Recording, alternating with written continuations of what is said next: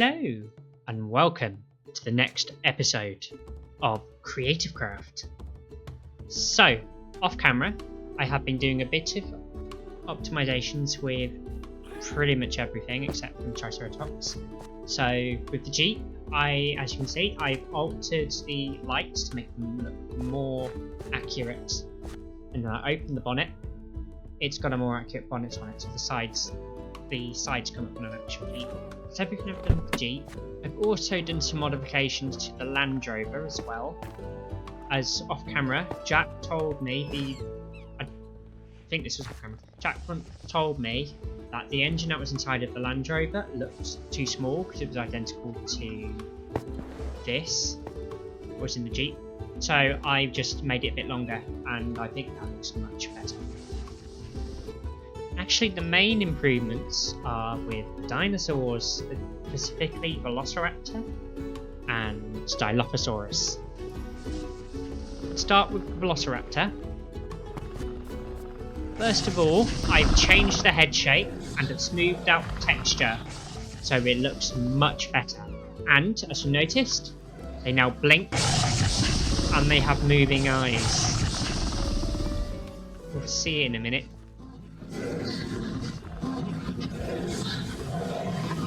Come on. Move your eyes, that's it. If the pupils move, and every now and again, they will blink at specific points in the animations. So just like that. And also, I've given them some different attack animations. So if I bother these a bit, you see that one hasn't changed. I've got to make him angry first.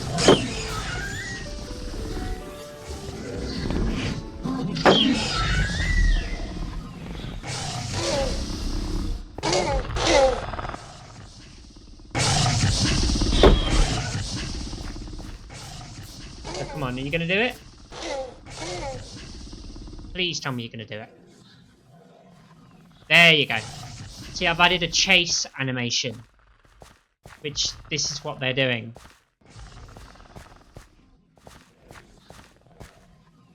And this goes very well with the attack.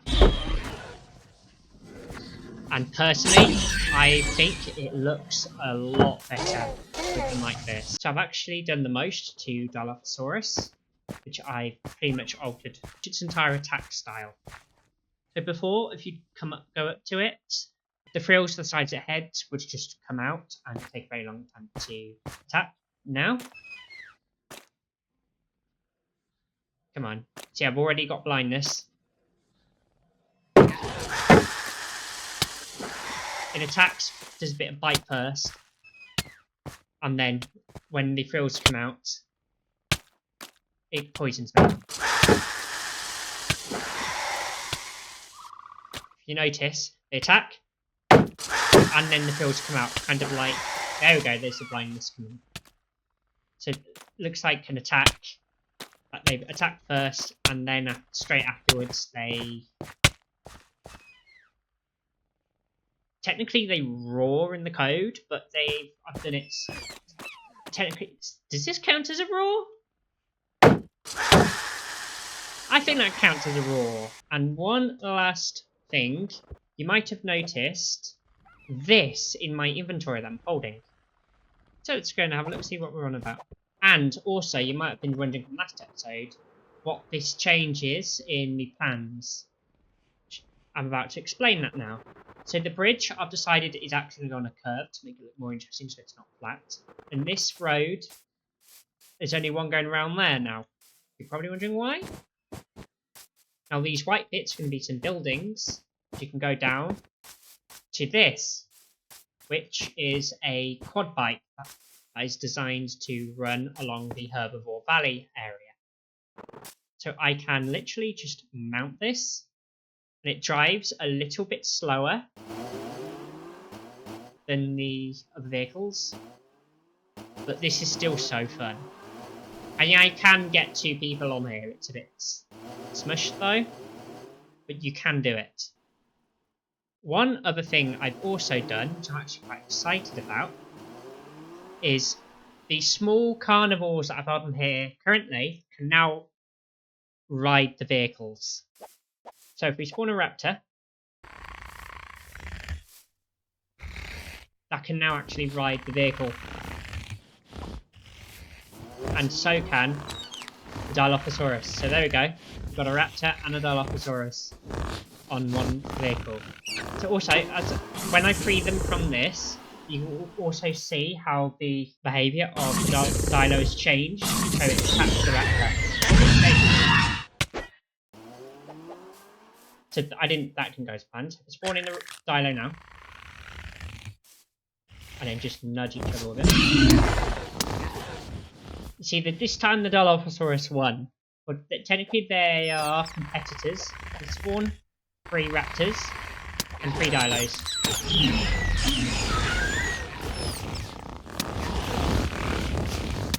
3 raptors will attack the Dilos.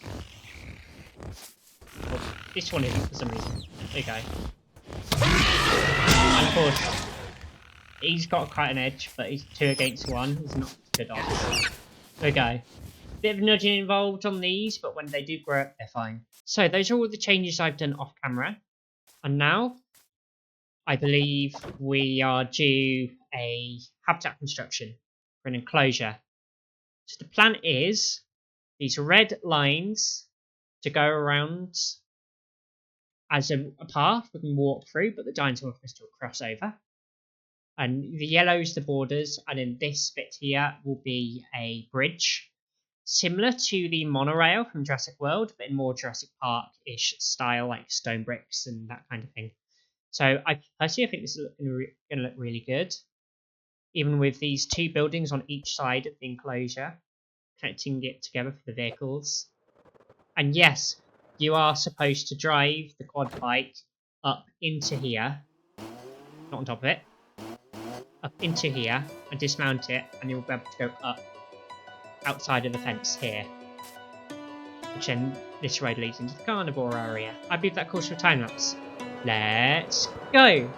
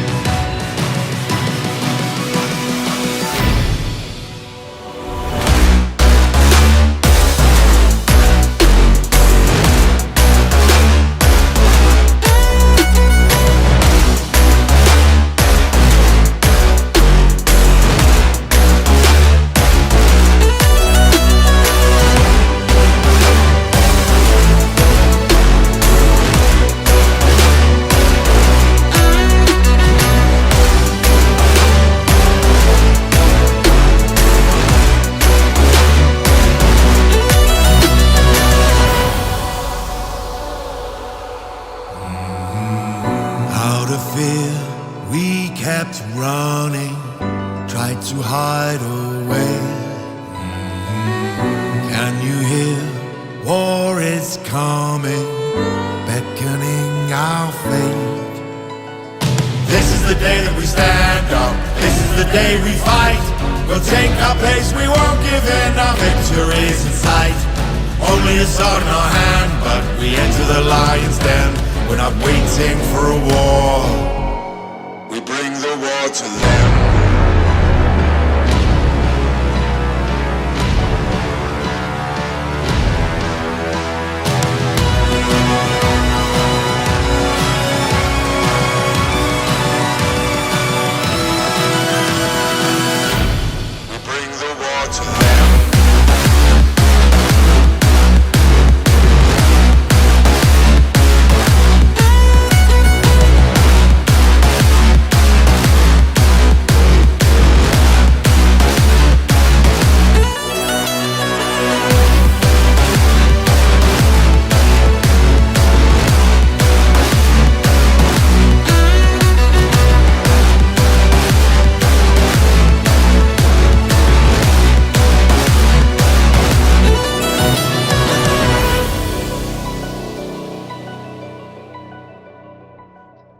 What a time lapse that was.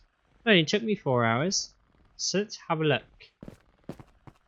I'm starting down here on purpose because as we walk in, you will be able to start to see it about now. You can see it alters this view. So you've got like a tunnel effect at the top of the bridge, which these arches are actually used to keep the tall vehicle from running off the bridge. And also same with these bars, these copper bars here. And you can jump up here and have a look across the entire of Herbivore Valley. So we'll walk to around the middle of the bridge, which is about here. You can really see that river and the effect that it's giving. I've also done the path that goes up to this red line on this side. And also that goes through into the valley. Which personally, I think this bridge is my favourite part of the base so far. So this, I choose to go down and get down to here, which is the parking point for the quad bike, and there's this lovely glass roofed section, like an extension off of that building. And then because you pull them up here, and you can go along your way if you want, or you can arrive here on one of these quad bikes and just go up and just continue your tour towards the large carnivores, which are going to be up here. So this one is going to be Tyrannosaurus. That one is going to be a Spinosaurus from Jurassic World Rebirth. And I've decided I am going to do a volcano here, and this is going to be the habitat for the Indominus. How cool is that going to be, having the Indominus Rex inside of a volcano? That's not what we're here to talk about. We're here to talk about build. So this is how it looks from a bird's eye view. I love this bridge, as I've said before. So as I've done the bridge, I have done a little bit more on this section. I've cleaned it up. And it looks a lot better now when we've got a section of the bridge under here. So now we've got, these are boarded off, because you're not really supposed to walk through them now. They're just arches. And you can go left or right. Going left will take you down this path towards this little hut. You walk down the stairs into this area, which is like a glass surround. And you push this button, which will summon a quad bike, which you then can ride down out, even in the river if you wanted to. That's why it's all slabbed, because driving in the river with this is possible. Now, for view, personally, I think this is the best spot for view. Look at that. You can see herbivores by here trying to drink. Then you can pretty much use this to drive around anywhere in the enclosure. But the end point is over here, which is where you are supposed to disembark and go up. Like I said earlier. Instead of going left, if you go right, this goes straight through the fence and is a path where you can walk through the enclosure if you want to. So it goes around underneath this arch of the bridge and brings you right up and close to the water area. Which again, this path leads all the way up through this gateway and joins onto this path going up to the large carnivore area. So I think you know what needs to happen now. This needs some dinosaurs. Let's grab some Triceratops. I'm going to spawn 1, 2, and 3. Look at that. Yeah, I'm going to grow them up.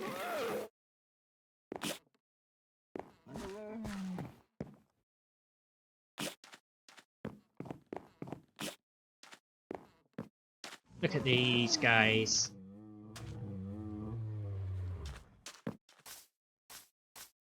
Straight up Triceratops.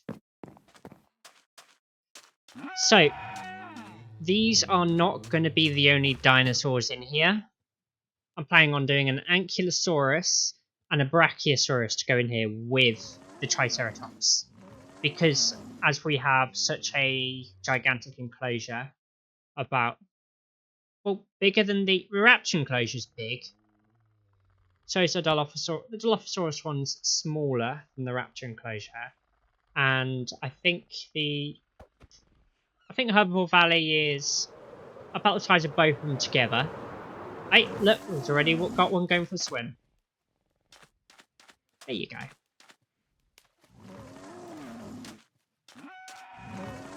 And he's just come up here. I don't know why you've gone up there. At time of recording this, I'm now finished for the Christmas holidays, so I'll have a bit more time to do some stuff. And currently it is 12 days until Christmas. And personally, I think this area, it needs a Christmas tree. And I need a Christmas jumper. So let's go and make one, shall we?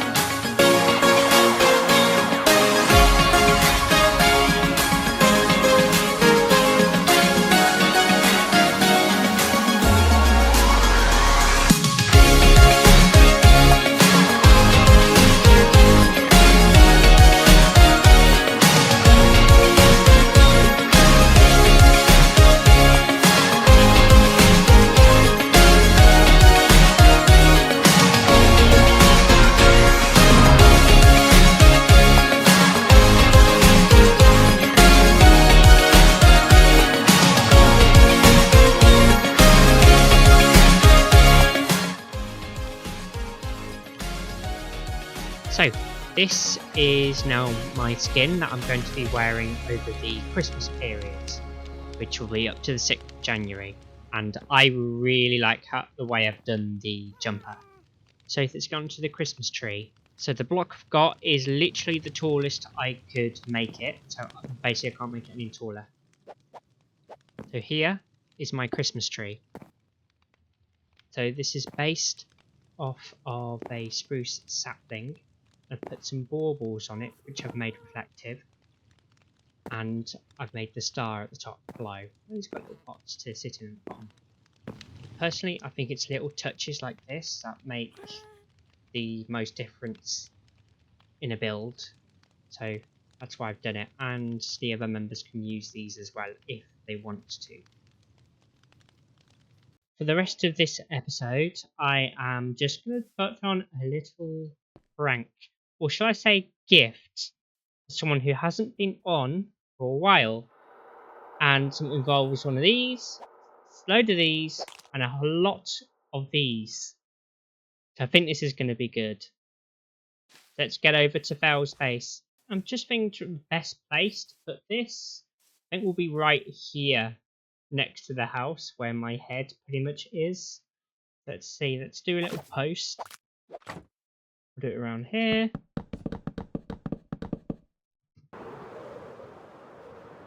Does that look good? It's good, but it's not high enough. Surely that's high enough. Yeah, there we go. That's a bit too high, but I can sort this out. Yeah, that looks good. So I don't think I've actually explained what I'm doing. So I'm giving Fel an unidentified chicken object. I'm just shortening it to the UCO. Basically, I'm going to spawn a chicken, attach it to a lead, and attach it to this fence. Would it be better to spawn the chicken on the fence post? Directly, then just push it off. So if I do that multiple times, I'm going to end up with a load of chickens against each other. So you can kind of already see what I'm going for there. So just imagine that loads of times. So I'm just going to get on with it. And let's have a look. Oh, that's good. Okay, it just adds to Fel's face, doesn't it? A nice little present from me. Nothing's going to go wrong there, right? Right. Not like I've done this before either. Well, that's all I have time for in this episode. And if you want to subscribe, please do. It'll help me out a lot. And the only other thing to say is I will see you in the next episode, where we're possibly doing an Ankylosaurus and possibly a Brachiosaurus. That's quite exciting, as the Triceratops doesn't quite fill in this valley, having 3 of them. There's one over there currently, there's one there, and there's one here. There's a lot extra room to add a lot more dinosaurs. So that's all I've got today, and I'll see you in the next one. Bye bye.